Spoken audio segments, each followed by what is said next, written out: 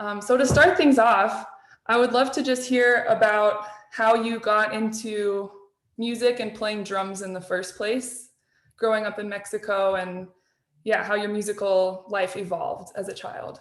Ah, well, let's see. I was five, 5 years old, and my mother, Susana, she's always been an avid music fan, and she's a Woodstock generation. So she used to listen to really really good rock and roll, basically. And I grew up listening to that stuff. Janis Joplin, the Beatles, the Rolling Stones, Led Zeppelin, Santana, the Who, Crosby, Stills and Nash. Like really really really good music. Thankfully, so I was growing up absorbing that, and one day I was with my uncle Nacho, and then Nacho had a girlfriend Anna. Anna had a brother Fito, and Fito was a drummer.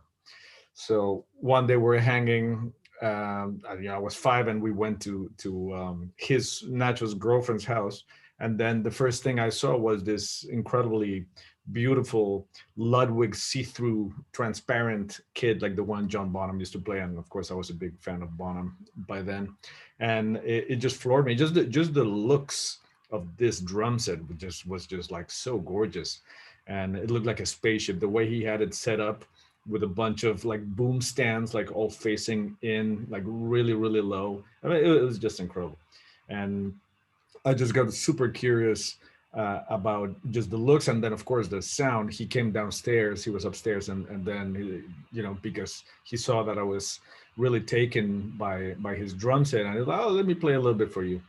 So basically, it was love at first sight with the drum set, and with the sound, the looks of it, everything at the same time was just really powerful. Mhm. The sound, was just something that I'll never forget. That first time. So did you start off playing like mainly rock and roll first before you got into jazz and other music? Yeah, I started taking the drum lessons with Fito, and he just taught me how to grab the sticks, and my lessons were just playing along to my favorite records that I would bring. Hmm. So we did that for a few months, and but I was very self-taught in the beginning. After that, after my first few lessons, I would just play all afternoon, and Hmm. then later I started getting a little bit more serious about technique and all that stuff when they started coming up with instructional videos and all Hmm. that stuff later. Then in Mexico they were really hard to find. So if you could get your hands on anything, you would get obsessed with it, and just I would break every single VHS or Betamax tape I had from watching it so much. Hmm. So those were my beginnings back in Mexico. Do you remember what some of those first records you would play along with were? Those favorites? Yeah, definitely. Physical Graffiti by Led Zeppelin, Revolver, the Beatles, Yeah. Sticky Fingers, Rolling Stones, Black and Blue, Rolling Stones as well, um, Quadrophenia, The Who. This is just really good music. The fun Hmm. to play along to. And you also got a degree in classical piano, is that right? Well, the story goes, so I was really into all this music that I was just talking about. Then I discovered Rush and the Police, who Hmm. for drummers back then, that was like the best drummers in rock and roll. Neil Peart and Stuart Copeland. So I was obsessed with both bands. My drum sets all looked like a mix between Stuart Copeland's and Neil Peart's drum set. It was just humongous, the most uncomfortable thing you could ever play. Uh, and then I was playing along to those records all the time, and I thought very naively that I was like sounding really good, and I was sounding just like them. Of course, I was playing along with the records. It was not me playing, so I kind of fooled myself thinking that I was getting to a really good level. And then I decided to learn another instrument because right around then I saw the movie Amadeus, and I got Hmm. obsessed with Mozart. Just the fact that there was such a talented human being and so a talented kid that could write symphonies when, before he was 10. That really intrigued me. And I wanted to do the same thing. So I got myself into the conservatory and I started studying classical music, classical piano, composition, harmony, but everything classical. And then when I was in the conservatory, there was a jazz workshop that it was ongoing. And I was practicing my piano, and then I would hear the big band practicing or a small combo. And I was not into jazz at all. I was still into rock and roll, but, I started getting curious. I started going down there, talking to some people. And this guy told me, check this out, this tape. And I remember it was Chicory Electric Band. And I went home and I checked it out, and it blew me away because I never heard fusion like that before. It had a lot of the elements that I really liked about rock and roll, big drum sound, electric instruments, but they were all incredibly virtuosistic players that were soloing and improvising a lot, which I always liked improvising without me realizing that I was improvising. I remember I would just put my little tape recorder and then just solo, play my drums for an hour, and then switch the side of the tape and keep going. So I started making a lot of connections of improvisation, and then that's how I slowly started getting into jazz. But it was definitely through the back door, through fusion, Latin jazz, and then later when I moved to Boston in 1993 to go to Berklee College of Music, that's really when I started really getting into jazz. I think you can really hear the diversity of all of those influences, in both your playing and your composing. Would you say that when you're composing for different settings, are you thinking about the particular thing you're writing for, or do you kind of start with a blank slate and kind of let things happen and then see where it might fit into one of your projects or something new? I usually don't. I used to just write, but now I don't feel like I have the luxury of just sitting down and just writing and see where it ends. I feel like I have to start writing with something very specific in mind, because it's a lot of effort for me. It's not like just sit down and write a bunch of music. It takes me a long time because I have to do it very slowly because I'm not incredibly fluent playing piano, jazz, harmony, and all that stuff, and voicings. I do it very slowly. I do it with my computer so I can record it and hear it and then start layering stuff. So I like to start writing with a very specific thing in mind. I find that really guides me, helps me focus my energy and whatever I'm doing a lot better than if I'm just like, no, I'm just gonna write a tune, because that is just so vast what you could do, and but I've been having fun. For example, if I'm gonna have a quartet gig of I like very much playing with two saxophones, bass, and drums. If I'm gonna have a gig, maybe I'll write one tune or two that specifically for that instrumentation. I like those kinds of challenges. Yeah, I think it's true. I think for me too, that limitations often lead to greater creativity because you have some kind of construct in mind. Like something like Birdman where it's solo drums for the whole time. Yeah, I mean, that is a different thing that we can get into. Sure. But yeah, the thing about the influences is that, I feel like I can't help it. I feel like in my bones, I'm more of a rock and roll kid than a jazz kid. I got into jazz because I started really enjoying improvising and started researching what my instrument could do. And that, usually leads you to jazz. Right. But I listen to more rock and roll than I listen to jazz, probably. Do you have any favorite non-jazz stuff that's come out recently that you've been into? Yeah, sure. There's an incredible African singer, Omu Sangare. Okay. Has like an all acoustic record out right now. It's just gorgeous. She's incredible. I love the Australian band Hiatus Coyote. Oh, I love them. There's another Australian band called 7030. They're really good. They're kind of in the same style. Um, I don't know. I mean, there's a lot of cool stuff going out there. But the last year or something, I've been just working on this new record that I've been doing, and I haven't been paying much attention to the music, to be honest. Mm-hmm. Is the new record you're referring to the Trio Grand album with, No, no, no, or no, is no, it no. something else? No, this is something completely different. This is a really fun project that I started.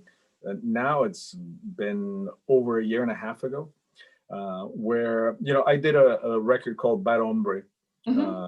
2017, I think it was, where basically the way that came to be is after the Birdman experience, I said, I wanted to make now my own record where drums are going to be the leading instrument. But I want to do everything myself because I had already equipped my little studio so that I could just record and just go crazy here at home.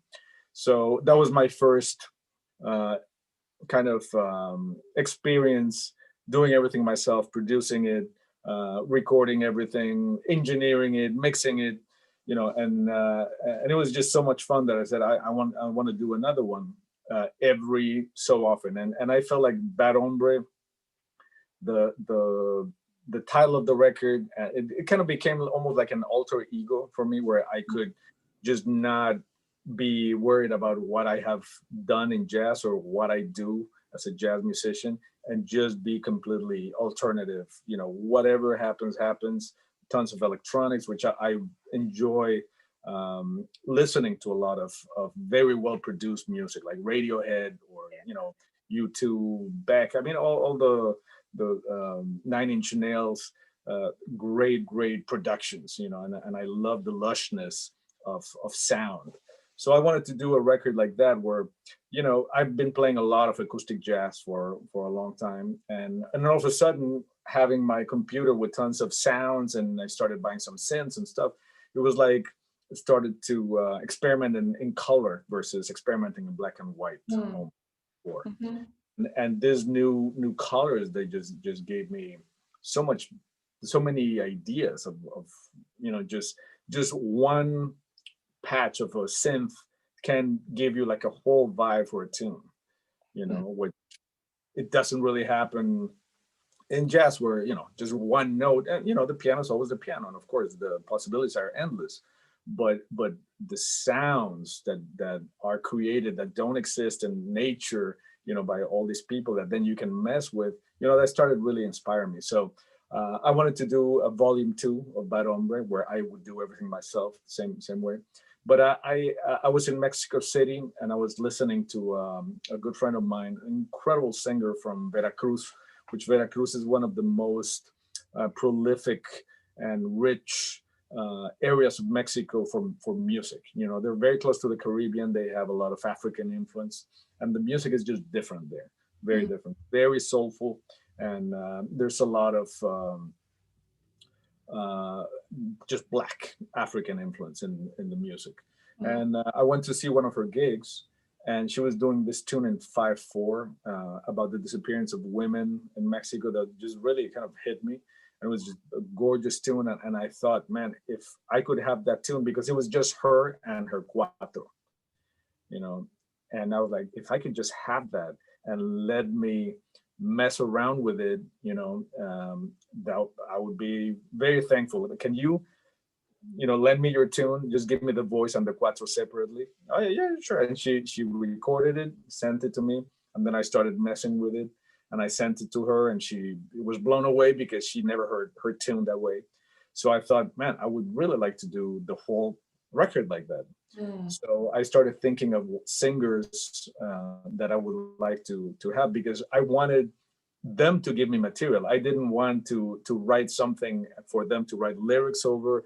No, I wanted them to give me anything. Could be a sketch, could be a full tune, could be an old tune that they already recorded, could be something new, could be something unfinished, anything.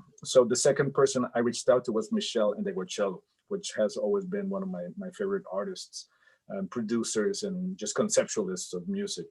and bass players too, and singers. And she said, yeah, I'll send you something. And she sent me this really cool track that was very cryptic. It had a lot of voices, then nothing, just like a click for a long time, then some bass, then nothing, then more voices. And I was like, wow, I wonder if this is a new tune or an old tune. And I looked it up. I couldn't find it. So I was like, oh, maybe it's just a sketch that she never put out. And I started doing my thing. And then I showed it to a friend of mine, and he said, wow, it's so different from the original. It's so cool. And I was like, the original? What do you mean the original? And she said, yeah, he said, yeah, you've never heard this tune? And I'm like, man, I looked it up. I couldn't find it. And I looked it up again, and I found it. I don't know what I did the first time that I couldn't find it, but I'm glad I didn't, because it would have completely changed my perspective on that tune. And then I sent it to her, and she loved it. So it's been so cool. Like I asked Trent Reznor for one, Leela Downs, I asked for a tune, my wife Tana, Becca Stevens, Ana Tiju. So I have like a Maro from Portugal. I have like a wide range of artists, and they all provided me with a tune, and they just let me mess with it. And it's been like a producer's dream, because the raw material that I have is just incredible. You know, this incredible tunes that I'm not a songwriter. I could never write like that, but I can hear the tune in a completely different way that they can. And the idea of the record is to have the voice and drums being like the main two instruments without having to do drum solos. I'm like not into doing drum solos on every tune at all, but I've been recording, it's funny because as a drummer, you usually go to the studio and then you play your drum part, and it's just one drum set, that's it. And then I started, since Bad Hombre, I started messing with layering drum sets. So sometimes I'll have like 4 different drum sets, and then I have the stereo mic with effects that records the full drum set. And sometimes I have like 8 tracks of different types of drums, acoustic drums. It's all acoustic, going on at different times with different effects, panned in different ways, so that you can get away with layering all these things. And now to hear just one drum set just sounds so empty and such a waste. I could do like so many other layers. So it's been a lot of fun. It's been a really cool process, and I'm singing a lot of backup vocals. Where instead of asking them, oh, could you come up with a backup track? No, I just hear it, and then I try to do it myself, and I record guitar and bass on it, and all kinds of experiments. So it's been a blast doing this thing. That's awesome. Do you have any idea when it might become available to hear? October 1st it comes out, and okay. And I'm excited about it, because also the first time I'm with a major label, which is Warner Records. Wow, that's amazing. I'm excited about it. I hope it all lines up a little bit with the pandemic and being able to do some gigs and stuff. Yeah, I really hope so too. I bet that's been kind of nice. Like that kind of inspires me now that we're kind of in this phase where people have more time to reach out to my favorite like friends whom I live across the country and put something similar together. That's such a cool idea, especially right now when people are at home and you can make things. Exactly. And the thing is, it's a collaborative effort, but it's not at the same time, because right. They have no say whatsoever in what I'm doing. And I warned them. I said, this is probably gonna sound really different to you, but I promise you, I'll keep the integrity of the song intact, which that's the most important part of the whole thing. The lyrics, melody, and all that stuff. But I reharm it, and then I chop it up, and then sometimes I do a completely different order of things, and I want it to be a sonic journey. Like I said, I really love well-produced music, and this has been just a trip, just to have absolutely no limitations on what you can do with instrumentation, because I'm not thinking, how am I going to play this live? Right. I will worry about that later, but right now I'm just going crazy with it and trying to make it sound as big and lush as possible. That's awesome. Well, I kind of want to segue into talking about storytelling in music. Birdman, whether it's Birdman or Bad Hombre, or this new project, I can always tell that you're telling a story. It's not just like some autopilot playing a solo or something. Could you talk about what elements you think go into making a good musical storyteller? Yeah, you know, storytelling started becoming very important to me without even knowing it, you know, without me realizing like, oh, storytelling is a thing. You know, I just started really kind of analyzing what makes good music. You know, what draws you to a song, what draws you to a composition, to a good solo, you know, to a good movie, to a good TV show, to a good book. Uh, the uh, common things that all these things have usually is, you know, the way the story is told. And you can have an incredible story to tell, and if you tell it wrong, it's a flop. You know, that happens many times with movies. You know, it's, man, it's such a great premise, but it's very badly executed, badly told. On the other hand, you could have um, a somewhat interesting subject and then make it incredibly interesting when you're telling it. So I was very lucky to start performing very, very often with incredibly gifted storytellers as musicians, right? So you know, since I started playing with Danilo Perez, then David Sanchez, Miguel Senon, I was more into the Latin jazz thing. But then when I started playing with Pat Metheny, I think, is one of the greatest storytellers in contemporary music. You know, the Pat Metheny group, which is the one that I joined when I started working with Pat. You know, they made such emphasis on the delivery of the story and the quality of every single element that went into it. And of course, then you have the improvisational aspect of it, which Pat Metheny is also, you know, one of the masters of storytelling while improvising. Lyle Mays, rest in peace. Also, you know, so to be exposed to that on a nightly basis, you know, it started making everything very apparent of the importance on the delivery of a story. And one thing that I always admire about Pat is that the there was no detail that was too small for him to pay attention to. And he always would say, you know, I'm not playing for the first person on the first row. I'm playing for the last person on the last row. I want to reach that person. You know, if I can reach that person, then you did a good job. And a lot of things that he would say and do just started kind of really resonating with me. After a while, in the beginning, some things were, you know, because we come from the jazz mentality and we tend to be very loose about it. You know, jazz is loose, you know, whatever happens, happens. And we shouldn't plan anything. We should just play. And of course, there's a lot of validity to that. There's a lot of beauty to that.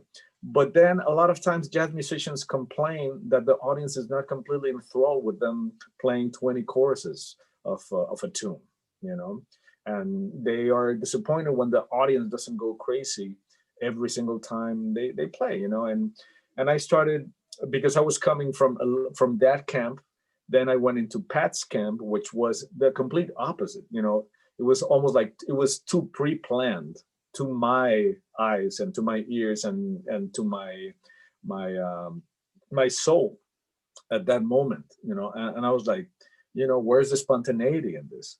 And then I started kind of going a little bit back to my rock and roll roots and then making the connection between the two, you know, where rock and roll is like all about delivery. You could play the same solo every night because it becomes part of the song, you know, like you know, a good guitar solo from a famous rock song, if you play a different solo every time, is not the same song. And then when I started getting into Rush, Neil Peart, he would compose his drum parts like way before they got into the studio.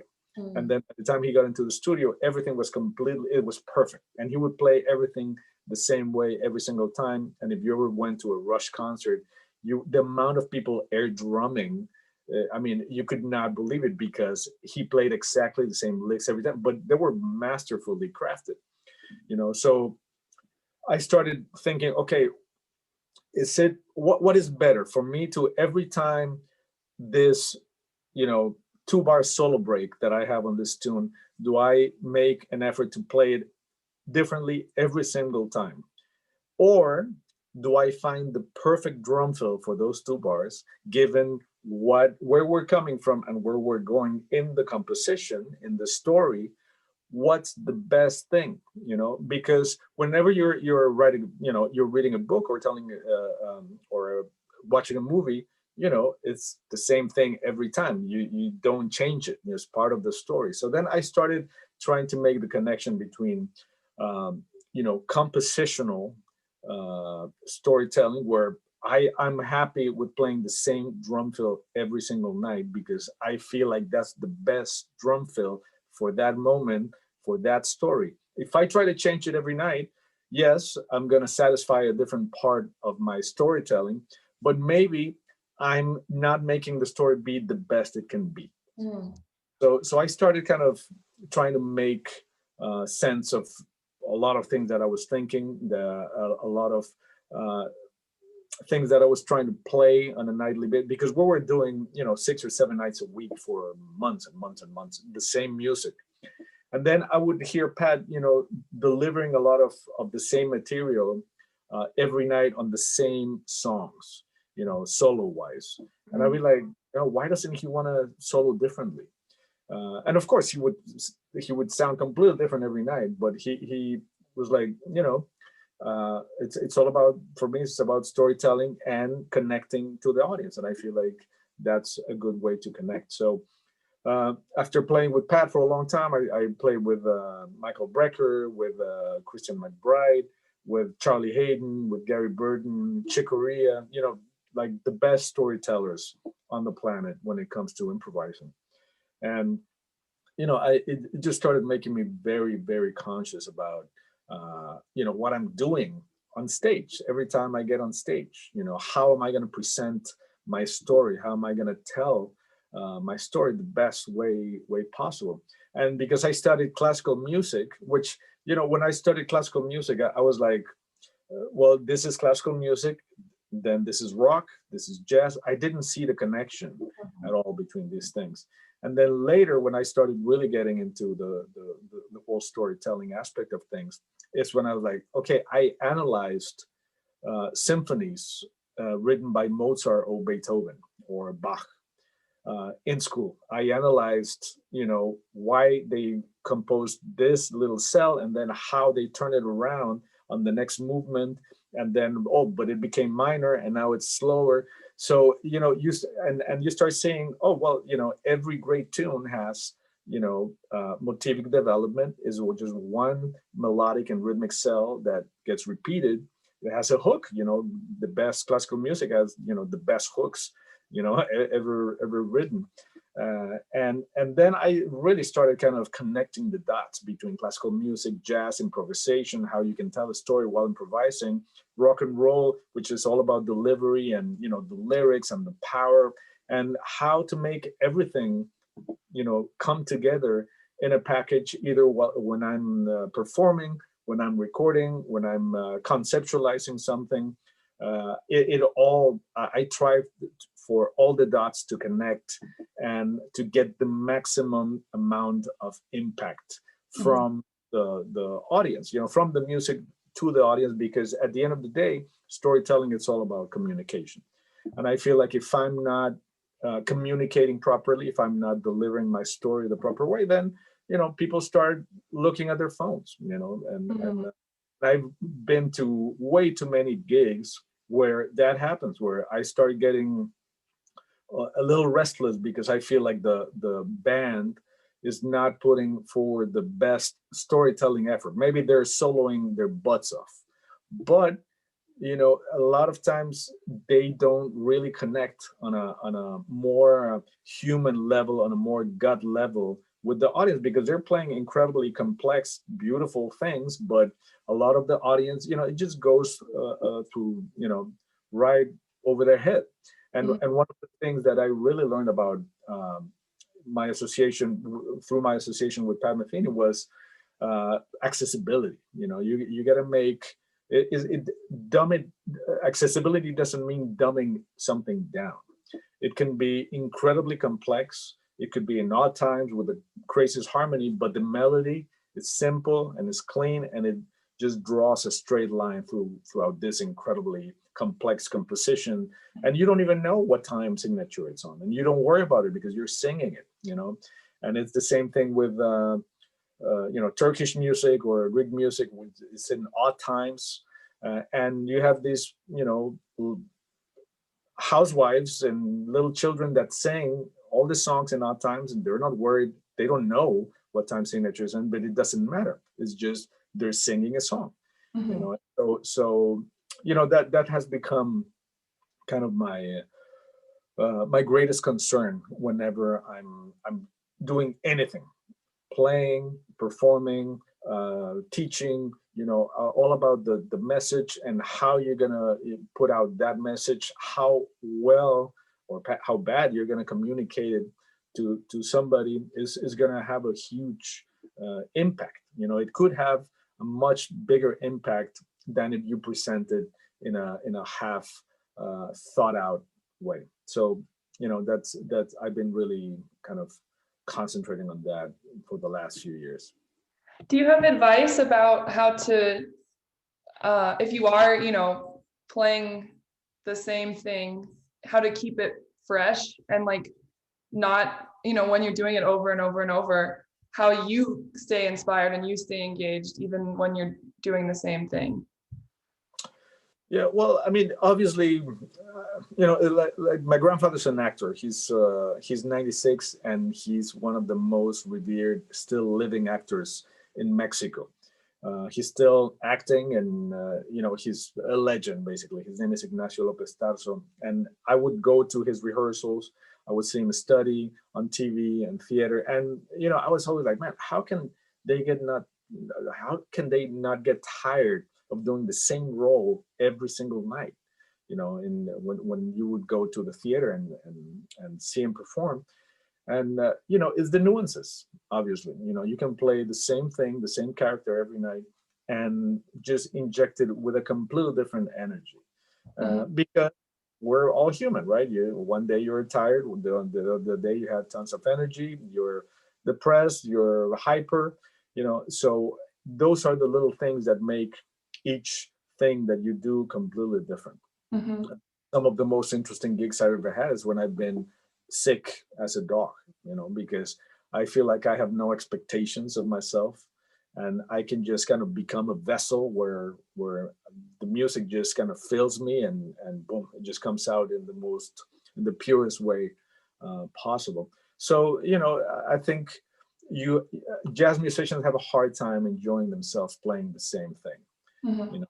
I think it's a good experiment, and I think because I came from rock and roll, I enjoy doing those things. Of course, I enjoy creating things on the spot, but I also enjoy the delivery of something that is the right thing to play at that time, and just try to do it well every night. Is not easy, and sound fresh, and authentic. It's not easy at all. Do you think that, especially, I'm thinking of like a very traditional jazz context. Do you think there has to be kind of a balance where there is still room for spontaneity and response to what's going? Yeah. Of course. Yeah. I mean, because that's human too. Yeah, that's kind of the nature of it. And to me, jazz nowadays, it just symbolizes freedom to do whatever the hell you want. If you want to do the same fill every night, that can be jazz. And if you want to do it in a completely different way every night, that can also be jazz. But to me, jazz has just given me, is something that gives me tools to feel completely free, gives you the rules so that you can break all the rules, and the one thing that I keep in my head all the time, no matter what I'm doing, if I'm doing a record with a bunch of singers where everything is electronic and drums, or if I'm doing a trio record with just bass, drums, and saxophone, storytelling. How you're gonna communicate that story to your audience, whether it's a live audience or it's through a recording. This is really helpful for me to think about, because I I'm just reflecting on my own musical life, and like I have an indie band where I do play the same thing every single time, and it's so satisfying. And I've never really considered bringing that mindset into my jazz playing, and I think that's something really important that I'm going to start exploring a little bit more. So thank you for that. It's great Oh, well, advice. my pleasure. And I think I really made the connection because Pat Metheny's band, the Pat Metheny group, really kind of bridges all of that. The pop and the rock thing, the Americana thing, folky, but it all is under the umbrella of bebop. Like we would play. I remember this song on the first record I did with them. The song is called Proof, and I'm basically playing bebop the whole time. But the bass is going dun dun dun dun dun dun dun dun dun. But I'm, when I would interact with Pat or with Lyle Mays, where they were solo, it was like if it was Bird, on saxophone or Train, and I was Elvin, just having that mindset, except that I was playing 1 and 3 on the hi-hat and the not walking at all, but it's the same kind of energy. Yeah. So it was very useful for me to be able to use my rock and roll roots in that band, and also to realize that I would not have been able to do that gig without my bebop information, without my straight note, 8-note playing, and I would not have been able to groove the way I needed to groove in that band without my rock and roll roots. And I don't think I would have understood the overall form of these very complex tunes and what they needed to do from the transition from one to the next. That really, Pat was very adamant about those kinds of details. I think, my classical training really informed, a lot of the ways I can hear certain things in my head. So, it took me a long time, but I feel like I've come to a place where I can, bridge all those things in a natural way. Mm-hmm. I think one thing I'm just reflecting on for myself personally, and maybe other musicians who are, growing and learning still. Well, we all always are, but younger musicians. Absolutely. That I think I don't know where it came from, but I have this thought that like jazz is supposed to always be this spontaneous thing, and I shouldn't ever, plan out what I'm going to do for a solo because everyone will know that I'm playing the same thing I played last time. Or it's interesting to reflect on that and, realize that it doesn't always have to be this creative. But it can also be. I mean, it's all about what you believe in. Like, for example, Jack DeJohnette. I've been lucky to share the stage with him, and to hang out with him for a full week in Cuba, where I could just pick his brain for a week. I was his guide, to go and hang places. I mean, I was, of course, it was like a dream. I'm hanging with Jack DeJohnette. He's one of the greatest improvisers in history in my instrument. So, he would say, I make a conscious effort to never play the same thing twice, or never play it the same way. And to me, that's incredibly admirable, and it's so difficult. But he also is cool with the risk of sounding really weird or even crappy sometimes in that pursuit, which is a very noble pursuit. But, I have a completely different mentality. I want to sound good. I want to sound good. I feel like, that helps me communicate better. And I've been to concerts where I saw Jack DeJohnette sounding incredibly weird. And then some nights where he's on and it's just when he's on, it's mind boggling because he's just coming up with that, but I feel like as a communicator, it's more important for me the delivery than to satisfy my improvisational spirit. And there's always also a time where I can satisfy that part too. So it's all about balance. To me, it's all about balance. The best bands on the planet, best compositions on the planet, best instrumentalists, best movies, everything, they have balance. They find balance, and that's how they deliver the message. That's So true. It's all about serving the music at the end of the day. And Yeah. it's really cool. I'm thinking about so much stuff that I'm going to apply in my own life. So that's Well, awesome. good luck in the pursuit. I mean, it's a long road, but I think it's yeah, for example, when I do drum clinics, the first thing I always ask is how many drummers are here? And let's say there's 100 people, 95 or 90 are drummers, and then my second question is like, and how many real musicians do we have here? Because there's always this joke about drummers not being real musicians. And then most people are like, should I raise my hand? They don't know what to do. I catch them off guard. And I always said, that's exactly why I'm here. I want you guys to consider yourself musicians that just happen to play drums. Drums is just an instrument. You're not a drummer. You're a musician. Consider yourself a musician that can speak, can tell tales through your instrument. And one of the experiments that I enjoy doing the most is like getting the most unexperienced drummer in the whole audience to come up and play. And they're incredibly insecure, and I said, play whatever you want, anything. The only rule is remember what you just played, because you're going to have to repeat it. And sometimes I get a really slick drummer that plays something amazing, and then I say, okay, play it again, and and they can't remember what they just played. So I said, okay, that's the first rule. You have to remember it, and then the most satisfactory thing that happens is when it's not a very accomplished drummer, and then they play 3 little notes, and I said, okay, play them again. Okay, play them slower. Okay, play them faster. Play them louder. Play them softer, and then add a little something at the end. And then add 2 things more. And then all of a sudden, they're like telling this amazing story. It's like compositionally beautiful, and then I can see the reaction in their eyes, like, oh, shit, I get it. It's like you have a hook that you repeat, you leave space. When you leave space, it gives you time to think what you can play next.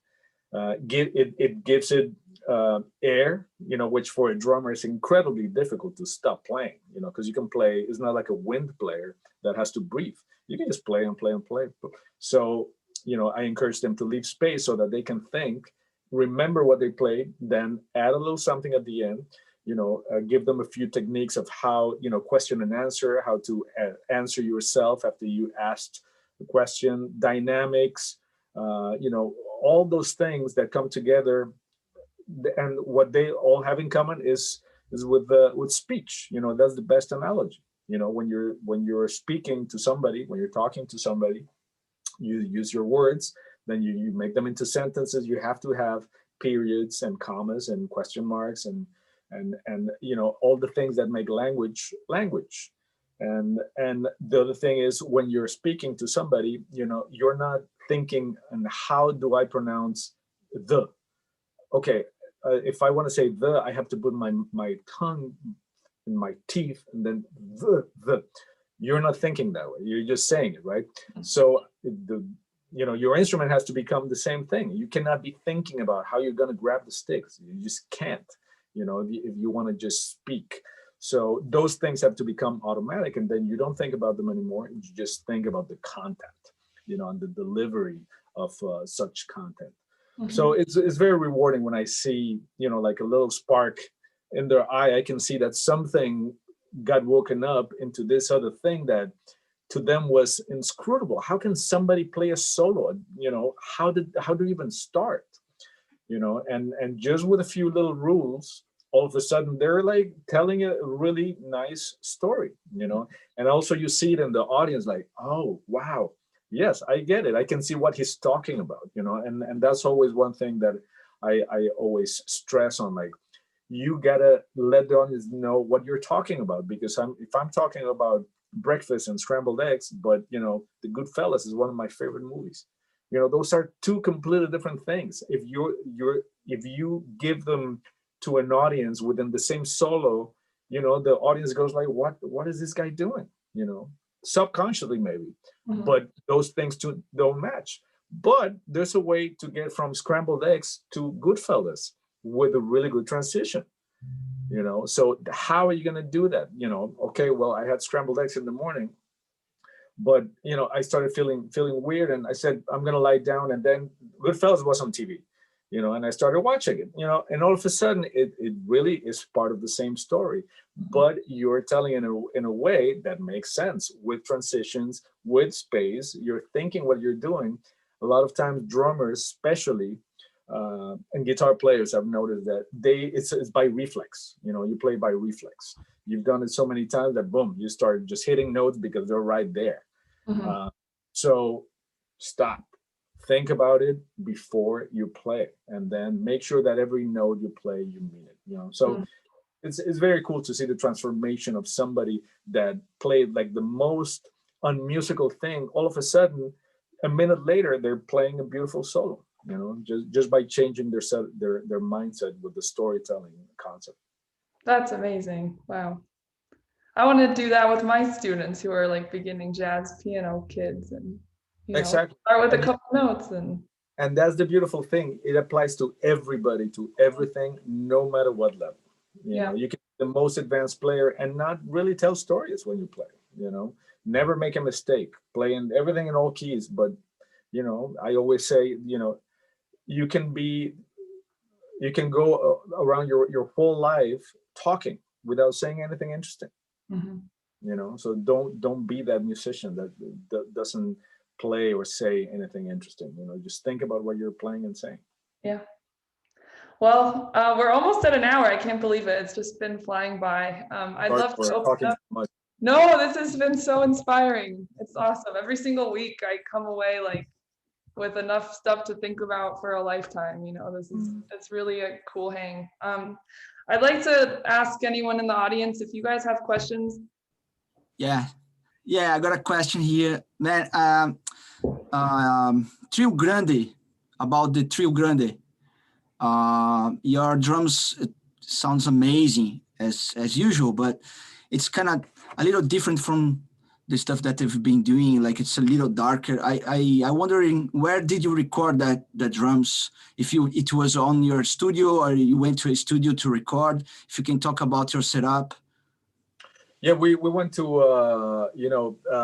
Systems 2 was the main jazz studio in New York. Basically, it was in Brooklyn, and probably, I don't know, 80% of jazz records done in New York, they would be done there, and the same engineer. So they closed, they sold it, and then the engineer moved to Samurai Studios in Queens, and we recorded it there. And I had this really beautiful Phoenix Yamaha drum set, which records incredibly well. And I've been using 3 snare drums in my setup, and I've been tuning way lower than I used to. I used to tune higher, and I'm putting a little bit of tape on the drums to muffle them a little bit, not because I used to use them completely wide open, very ringy. So I don't know. I just started. I think since Bad Hombre that I started kind of going a little back to my rock and roll roots. I started just messing with the drum sound, where I'm still playing in the jazz vocabulary. It still has a lot of jazz to the sound because I'm playing ambassador heads, which are traditionally jazz heads, but tuning them lower with a little bit of muffling. And I'm just using a lot of stacks on my cymbals, just to give them a completely different. But that makes me play different. That's the main thing. It makes me play differently. And then also I mixed a lot of the record. Now I used to just every time I would record, I would just trust that the drums would sound good later, and I would get so many disappointments whenever I would get the record 6 months later. I would be like, what did you do to my drum sound? And these are really good musicians. A lot of times the sound was good, but it was not the way I heard it in my head. Because as a drummer, I have the drums like right here.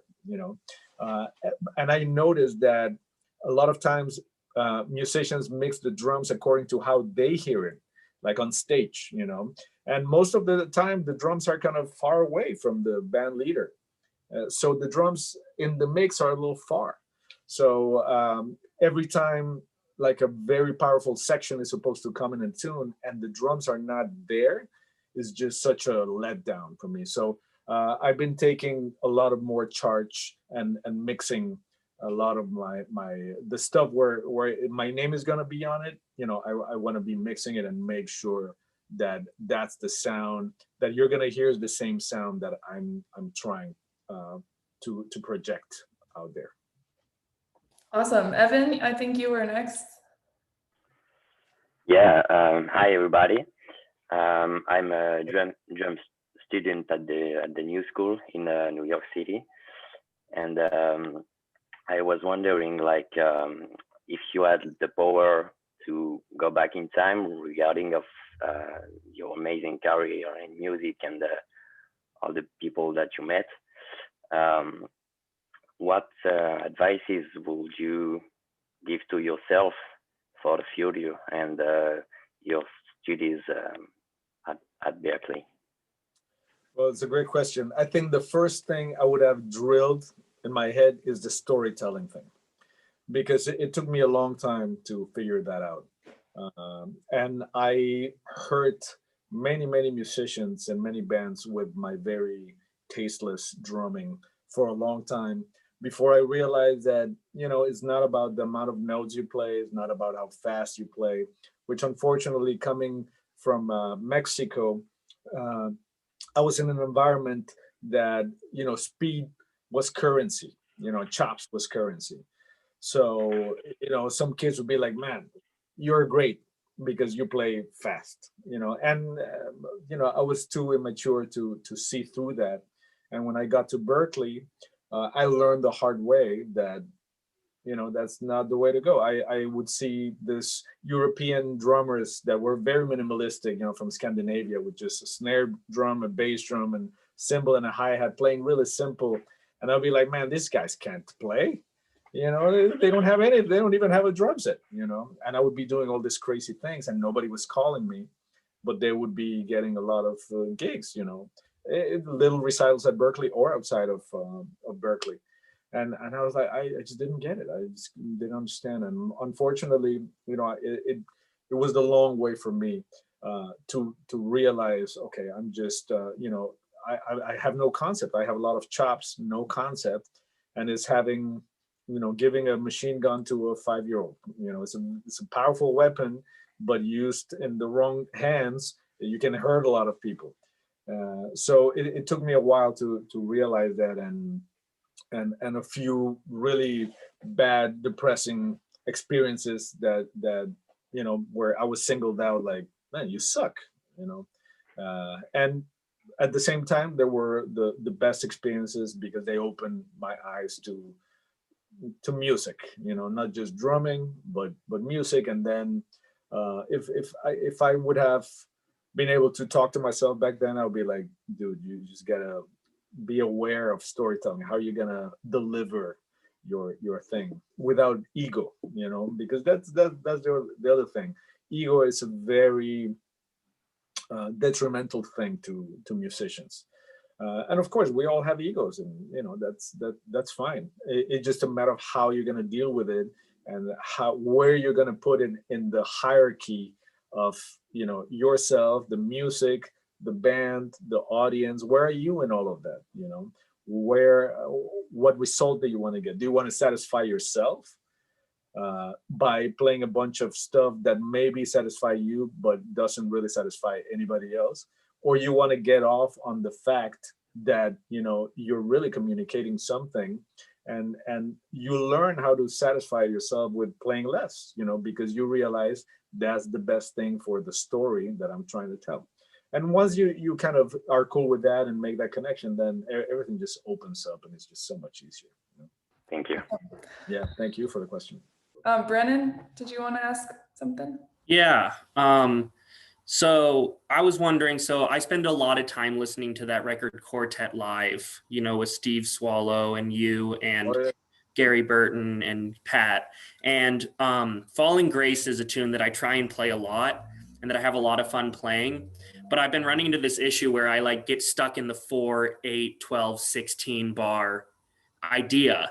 And I noticed that you're able to, and I think, you've been talking a lot about storytelling, but you're able to like tell a story or say something in a phrase that isn't like that. How did you train yourself to like, lose that 4, 8, 12, 16 vibe, I guess? I know. What instrument do you play? You play drums or what? Yeah, I play drums. Okay. It's a little bit by osmosis. I was playing with the guy who wrote that tune. Yeah. It was like crazy. I played that tune countless times in school, and it was the same thing. I was always kind of weirded out by the form. I never felt comfortable, and to this day, I don't really feel that comfortable with that tune, because it's to me it's very circular. It's just, it almost feels like it doesn't have a beginning and an end. So to be on stage and to have to play like after Steve Swallow or after Pat or after Gary soloing on that tune, it just kind of makes you up your game. And you start kind of letting go or of certain things, and you start kind of just I don't know, just doing it. It's kind of hard to explain, but I feel like one of the worst parts about where the business has gone is the lack of opportunities that people like me had, and then of course older people than me had it way more. To have not mentors that would have you play with them, and maybe you were not ready, but they had faith in you, and all of a sudden, you had to come up to their level. And I feel like when I started playing with musicians that were way better than me, way more experienced than me, and to have to play on the same stage, trying to be equals with them, and also playing for a bunch of people that paid good money to see that show, it just puts you in a completely different mind space than if you're playing in a little restaurant. You might be playing Falling Grace, but nobody's listening to you, and you're playing with your peers that kind of play the tune. Of course, the results are going to be different. So I hope everybody can get a little bit of the very nurturing and powerful experiences that I was able to experience, like with those kinds of musicians, like in that quartet, where everybody kicked my ass on everything, every single tune. And then, okay, it's your turn to solo. I'm like, you kind of have to rise to above your own limitations. And then it's like when you're lifting weights, man. I mean, it takes you a while to build muscle, but then all of a sudden the muscle starts growing, and then you start breaking through the old muscle. And it's a little bit like that.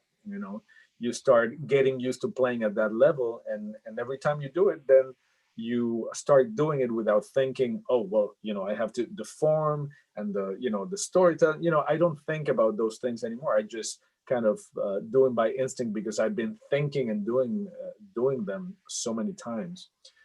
So I don't know. I think the best way is always to play challenging music with musicians that are way better than you. And also one problem that playing with your peers has is that your peers are never going to tell you, man, you're really messing up, you suck. Which a lot the old timers, they don't have a problem telling you that.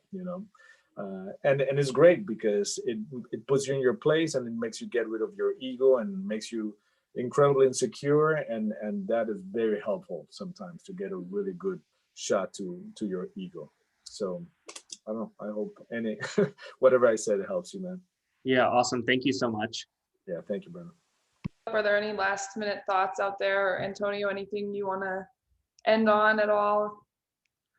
Well, one thing that I always like to mention, just in case it's not something, it has nothing to do with music, which is attitude.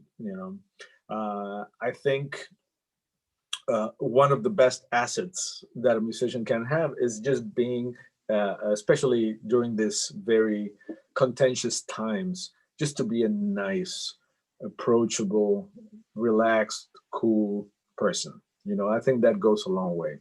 I think there's a lot of attitude in this business. There's a lot of ego, and if you come to New York, Colin has experienced this. Anybody that has lived here for a while, you lift up, you turn over a rock, and there's 10 incredible drummers that come up. They all can play, they all can read, they all play every single style you can think of. They're all amazing improvisers, but maybe 8 of them don't have the best attitude. One, you never know when he's going to show up. The other one never returns calls or emails. And then all of a sudden, out of those 10, you have maybe 3 that you really want to call. So your approach towards those kinds of interactions with people, they go a long way in the development of your career. And if you're somebody that people want to be around when they play music or when they travel, then you're going to be an asset. And if you're one of those people that people don't want to be around you and they don't want to spend weeks on the road with you, then that's also going to take a huge effect on your career. So I always say, professionalism is incredibly important, to have all your necessary things together that will make you a viable asset musically, but also personality wise. Even if you're not a people person, we are in a people business. You have to deal with other musicians, with managers, with booking agents, with record executives, whatever it is that you're dealing with.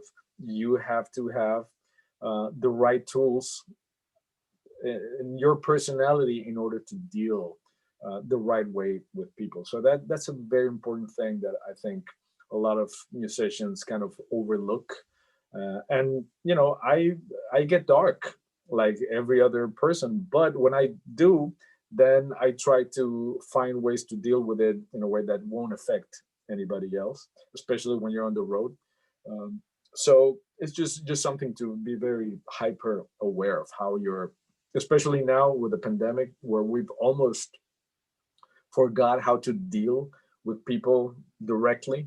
I'm very curious how this is going to turn out when things open up and we have to have conversations with people without our phones and all those things. If I was worried about where the youth was going because of the excessive amount of phones and screens, and now their social skills, I don't know what they're going to be, but it's something that will always be a very valuable thing to have, just your communication skills. Yeah, all great advice, and this whole conversation has been really wonderful and inspiring, and I just want to thank you again so much.